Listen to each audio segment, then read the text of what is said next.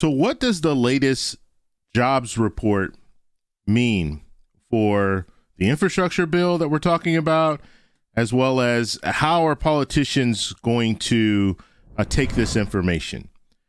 So that's what I want to talk about today. I want to talk about, are we in a situation where we're now going to have politicians that are going to say this enhanced unemployment needs to go?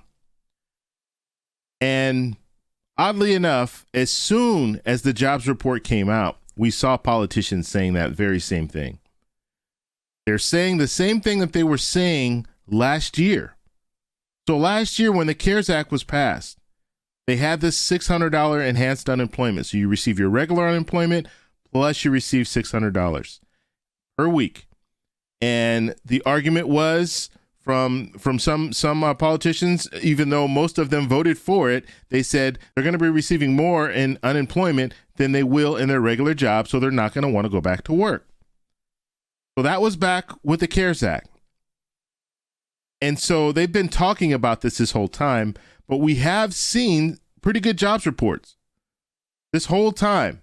I mean, we had a few rough months last year, but it's been on a steady incline. You might have it drops a little bit, but it's usually around 1 million, between 700,000 to 1 million.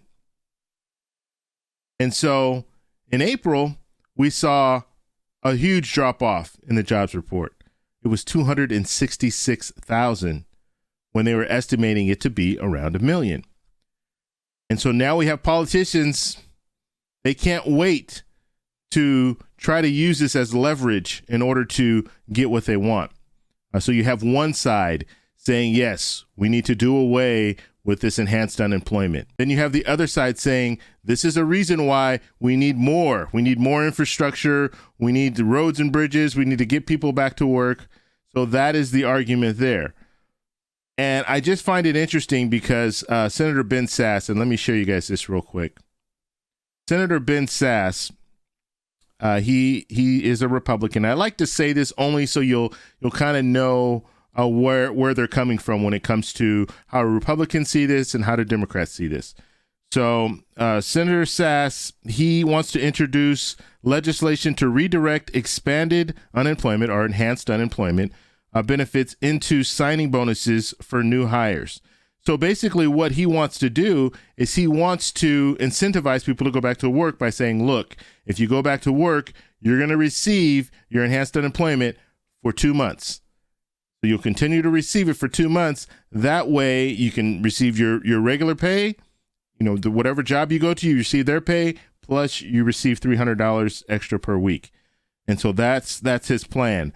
Now, this could work, but this is going to have to get through Congress.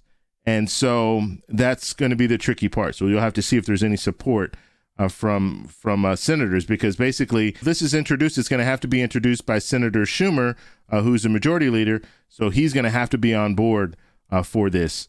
And so we'll have to see where that goes. But that's the talk right now. Let's do something to get people, incentivize people to go back to work, because if we don't do anything, people are just not going to go back to work. So the interesting part about this, and I look at it like this, there's about 8 to 10 million people that are still out of work, or if we want to get back to the numbers that we had prior to the pandemic, we're looking at between 8 and 10 million people. And so those jobs need to be filled. However, I think there are a lot of people that are realizing now that they're going to have to change their career path. And they don't want to be those essential workers that are on the front lines. They want to be someone who has that opportunity to work from home if something like this happens again. And so now I think people are being a little more selective of the jobs that they apply for. And so, and as well as we have some people that are looking to improve their education or looking to learn a new trade. And so they might be out of that job market because they're going back to school. They want to learn something different. They don't want to be forced to have to work in environments that are unsafe to them. So that's another thing. So there are a lot of different factors, plus the fact that you have kids that are at home right now. They're not in school. In some situations, some kids have gone back to school, but some kids have not. And so now you have a parent that needs to be there with the kids to watch them and to do homeschooling and all this different stuff that's going on right now. And so, yes, that is going to affect people going back to work. Now, I want to show you, this is Karl Rove. He was on Fox News Sunday, and the numbers that he's using here are not the correct numbers. So I'm going to show it to you guys. And if you guys are catching something that I didn't catch, please let me know in the comment section. But let's take a look. Karl, I want to pick up on exactly Jonathan's point, because it was the COVID relief package, the $1.9 trillion that was already passed, that was supposed to be the quick jumpstart, the boost to the economy. These next two plans, the $4 trillion more in infrastructure, in social programs, those are supposed to be, as Jonathan says, much longer term, slower structural change. So even if the president were able to pass them, is that going to give the quick boost to unemployment? No. Back of the envelope scratches suggest that of the $4 trillion, more than 90% of it will be spent in fiscal year 2022 through fiscal year 2029. If we've got an immediate problem here, it ain't going to do anything to solve that immediate problem. And I agree with Jonathan's point about this being, the unemployment rate today is, if you look at it compared to its height during the COVID, we've reduced that unemployment rate 80% of the way back to the 3.5% unemployment we had when this COVID hit. But the labor force participation rate, that is the number of people who are willing to work, is back by only half that rate. And I had dinner last week with about 8 CEOs of companies from around the country, mostly family-run, privately held companies. And I said, what's the number one issue you're facing? Every one of them said, we can't get enough workers. Particularly, and this caught my ear, they said if the job pays $50,000 or $60,000 or less, it is virtually impossible for us to find workers. So I did a little research. The federal bump up of $600 a week that exists through November works out to an annual of $31,200. In New York, if you look at the existing payments, New York, California, and Illinois, think about this. You're getting paid tax-free $57,408, though New York whacks you on the first $10,000, $54,600 at an annual rate in California, and $55,000. Okay, so let's go back just a little bit here. I just want to show you this little whiteboard here. So he's saying $600 per week until September. Now, that's not right. It's half that, right? It's $300 per week.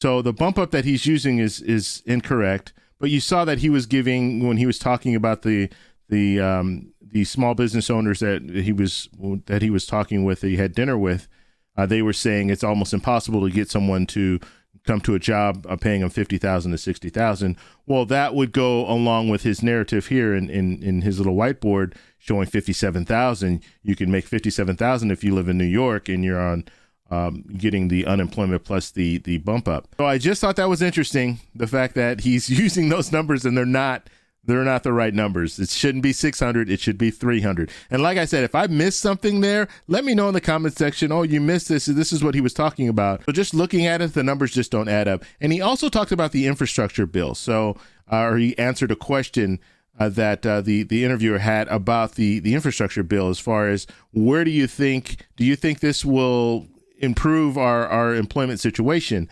And Karl Rove said, no, I think it would.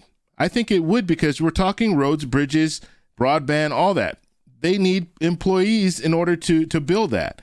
And so I think this is the situation where that will help our economy as well as help the employment situation. And so we'll have to see in the next coming months, once they get this signed and approved, we'll have to see what happens and see if we do have more people going back to higher paying jobs. I mean, construction, you get paid pretty well. So we'll have to follow that. But just interesting, you have both sides now trying to play this to their advantage and say, yes, we need to do away with enhanced unemployment. Or there's also the argument of the $15 an hour minimum wage. You're seeing some politicians come out with that. I didn't mention that earlier, but you have Bernie Sanders and some other politicians saying, look, this is more the reason why we need $15 an hour minimum wage. a $15 an hour minimum wage, a lot of these people would be going back to work if they were getting paid more. So that's also something else to think about. I really want to know what you guys think about this whole situation. I also want to wish a happy Mother's Day to all the mothers out there. Please give the video a like. Please subscribe for more, and I'll talk to you in the next one.